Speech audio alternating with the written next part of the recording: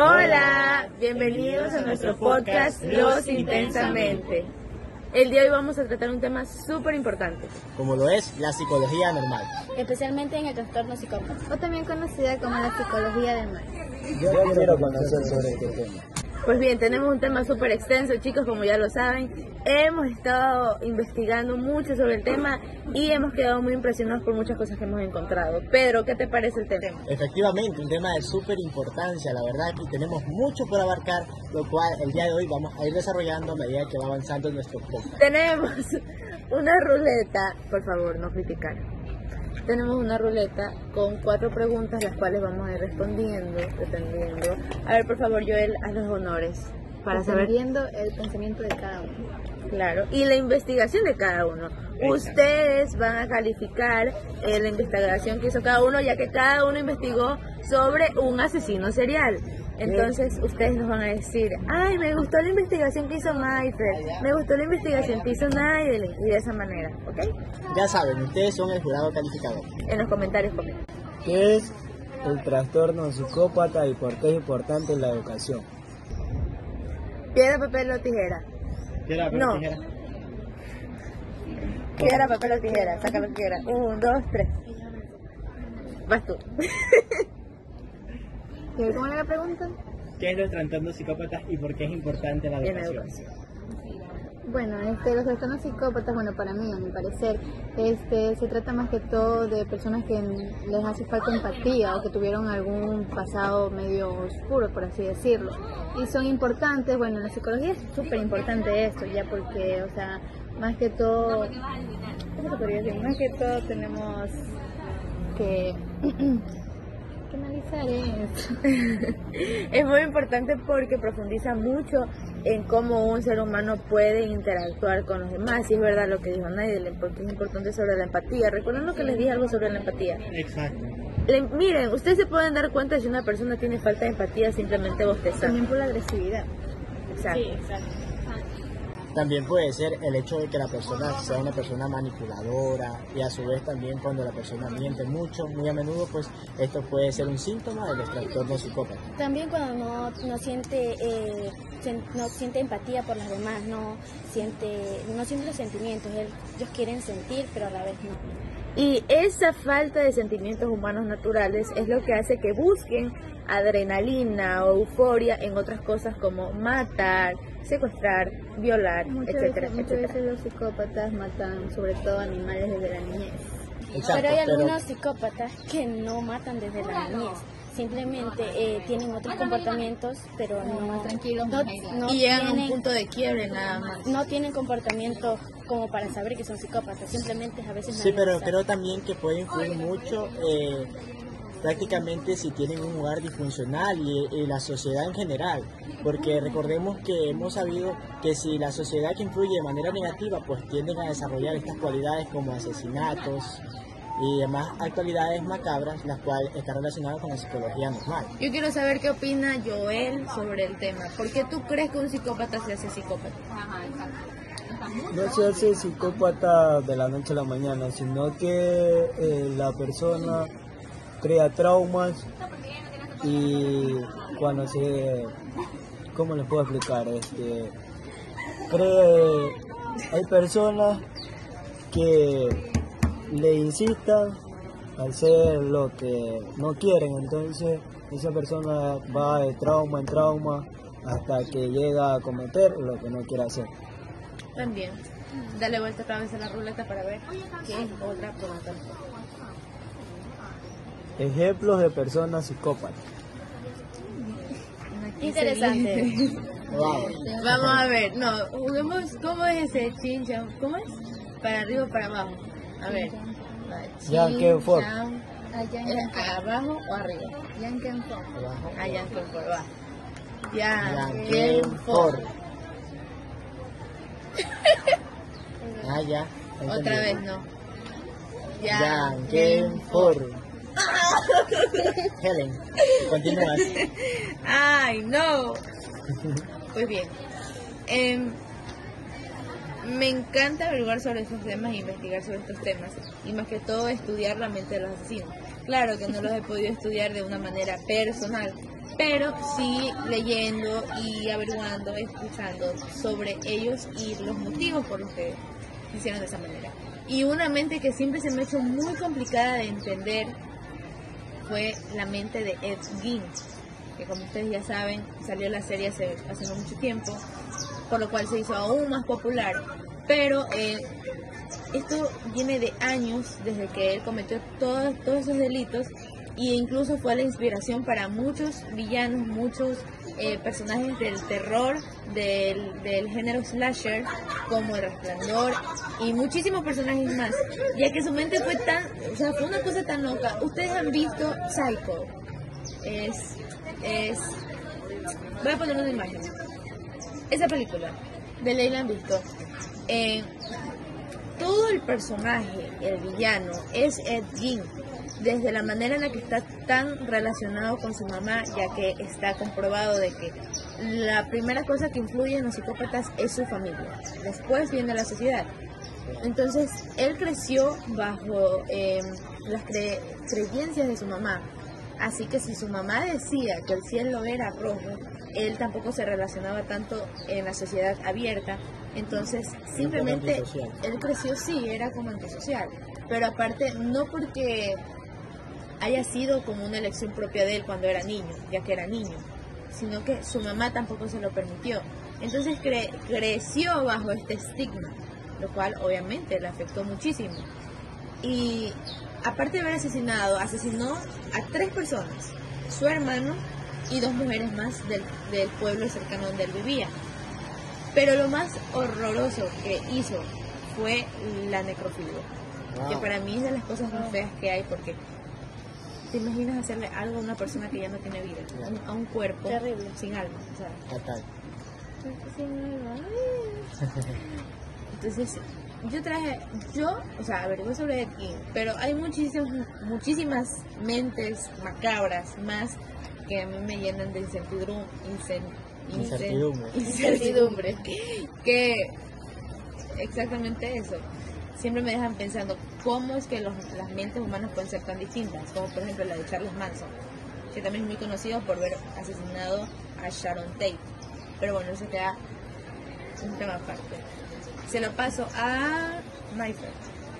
Bueno, yo investigué también sobre uno de los psicópatas llamado Jan Guaye, que fue un depredador sexual, ya que él se vestía de payaso y asistía a las fiestas de los niños. Él tenía un apodo, Pogo el Payaso, así se llamaba, y pues él asesinaba jóvenes, todos eran hombres, de 18, 14, 21 años, así. Él lo metieron a la cárcel 10 años y de ahí salió y se volvió a casar. Pero cometieron un error muy grande porque lo dejaron libre y volvió a cometer lo mismo. Asesinaba a puros jóvenes y aparte que los asesinaba, los violaba.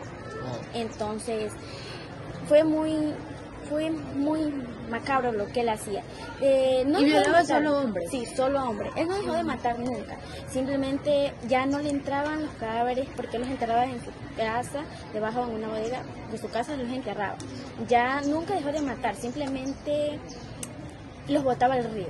Y pues ya de ahí ya lo descubrieron y en la cárcel le aplicaron, pues lo mataron, simplemente porque ya era un psicópata. Cadena perpetua. Cadena perpetua, pero lo mataron.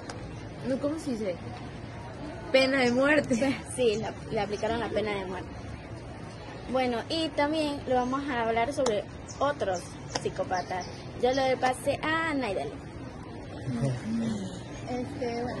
Bueno, yo estuve investigando sobre Andrei Chikatilo, que nació en 1936 en la Unión Soviética. Fue un caso súper interesante y en la Unión Soviética, o sea, es uno de los asesinos más importantes ahí. Él se dice que él solo mataba a personas vulnerables, tanto mujeres, niños, niñas, y a personas que, como quien dice, tenían escasos recursos, porque más que todo su trauma fue haber escuchado lo que decían de su hermano, que su hermano lo secuestraron y continuó. Ya se dice que, como quien dice, su trauma fue por eso, porque o sea, su hermano se lo secuestraron en la misma zona y se lo comieron, porque ahí sufrían bastante hambruna y pobreza extrema. Ya con el tiempo también, cuando él entró, como quien dice, a la escuela, sufría bullying, la mamá le maltrataba y cosas así. Entonces con el paso del tiempo él fue ya creciendo. Él sí quiso ser alguien mejor en su vida. Entró a la universidad pero no aprobó los exámenes de admisión. Entonces, pero sí fue docente en algunos colegios. Pero fue tan buen docente que le contrataban muchos colegios, pero al mismo tiempo lo despedían, era porque él tocaba a los niños y niñas, porque o sea, eso le hacía tener excitación, porque él tenía un problema que no podía tener relaciones. De tanto intentar, sí tuvo una esposa y 2 hijos, de tanto intentar. Pero como quien dice, a él le daba excitación lo que sería los niños más que todos, porque también estaba con mujeres y hombres vulnerables. Pero lo que le daba excitación era la sangre, o sea, porque incluso una vez a los 19 años se le acercó una chica a abrazarlo, que era la novia.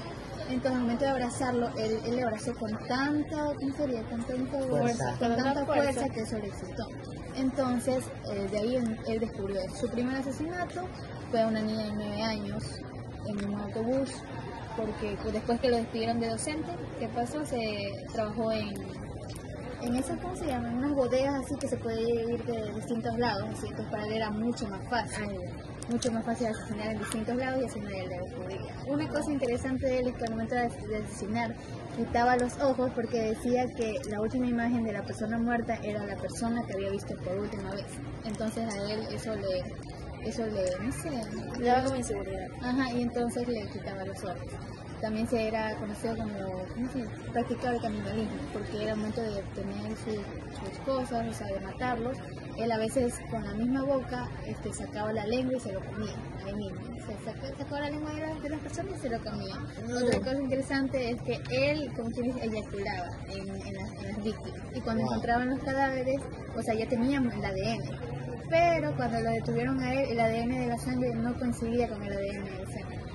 O sea, no coincidía. Entonces él tuvo bastante tiempo porque mató a 53 personas. Avanzó a matar a 53 personas. El día que lo tuvieron, que fue en 1990, fue un juicio que siguió, se le puso como que todo, se le diagnosticó como esquizofrenia. Él le dieron 4 años para ese juicio. En 1994 murió con pena de muerte, pero se puede decir que lo metieron abajo del sótano de esa cárcel y lo dispararon con una pistola en la cabeza, porque en ese momento no era cadena perpetua, no había cadena perpetua. Entonces, Muy interesante, la verdad. Wow, sorprendente. Fría como un miro. Nos damos cuenta mucho cómo la psicología normal puede influir demasiado en la claro, sociedad. él tenía una, ¿cómo se dice? Era una vida, él era tranquilo, ni siquiera mató animales ni nada progresivo, así como dijiste tú, o sea, que algunos Sí, psicópatas son tranquilos. no todas las veces vienen actitudes malas. Como dice la chaviza, qué importante es la salud mental. Sigue Pedro. Bueno, pues yo les voy a hablar también un poco sobre un personaje también influenciado un poco con la psicología normal. Este personaje se llama Roger Hanson, el cual pues era prácticamente conocido como un panadero carnicero en alguna ciudad de Alaska. Y era como que muy respetado este tipo, la verdad. Sin embargo, también tenía el trastorno psicópata. Llegó un momento entre la década del año de 1970 a 1980, entre esa década, acontece entonces que él empezó a matar a mujeres prostitutas y también a mujeres que realizaban bailes exóticos. Empezó a secuestrar a esas mujeres, a violarlas, a abusar sexualmente de ellas y a matarlas. Pero la forma en que él mataba a este tipo de mujeres es un poco curiosa y a su vez un poco incierta, o sea, provoca incertidumbre, un poco raro, ya que él lo que hacía era como que las secuestraba, las violaba y posteriormente las llevaba a un bosquejo de Alaska, exacto, a un bosquejo de Alaska, un lugar remoto donde hay puro monte y esas cosas así, y las soltaba Como animalitos. para matarlas posteriormente con un rifle, como animalitos, literalmente. O sea, fue algo muy... Le causaba como emoción Exacto. ser un cazador. Exacto. Jugaba a ser el cazador. Él jugaba a ser el cazador, exacto. O sea, es como que tenía una mente muy perversa, la verdad. A su vez un poco como de inocencia, porque para él, digamos, fue algo como que excitante, pero él no veía que eso provocaba un daño a la sociedad, realmente. Claro que veía que eso hacía un daño a la sociedad porque estaba asesinando y estaba jugando con mujeres, con una vida. Pero, o sea, su nivel, digamos, de esquizofrenia o de trastorno psicópata lo llegaba como a cegarlo en cierto punto. No sé, no sé. Y era como Pero algo, vivió en sociedad. al inicio, pero ya después empezó como que a aislarse un poco más de la sociedad. Y ya entonces ya empezó a crecer esas emociones en él. Sí. Pues bien, chicos, hemos tratado un tema muy profundo, tal vez muy poco tiempo para tratarlo más a fondo, pero pues hemos quedado sorprendidos con muchas cosas, muchos conocimientos que hemos compartido. Sí. Exactamente. Estos conocimientos han sido muy valiosos, la verdad, para cada uno de nosotros porque nos ha aumentado prácticamente nuestro nivel de conocimiento. Y empatía. Claro, tratar de cada uno de los psicópatas fue muy interesante, ver que cada uno tiene distintas formas por decirlo, hasta de matar. Sí, traumas, estilo de vida, ya nos queda aún más claro de que tenemos que ser un poco más observadores con las personas a nuestro alrededor, porque incluso está científicamente comprobado que discúlpenme si fallo un poco con los números, pero de 1 millón de personas, como el 10% es psicópata. O sea, eso es muchísimo. Claro. Entonces, bueno, gracias por ver. Nosotros somos los Intensamente. Espero les haya gustado. Besos. Bye bye. Bye bye.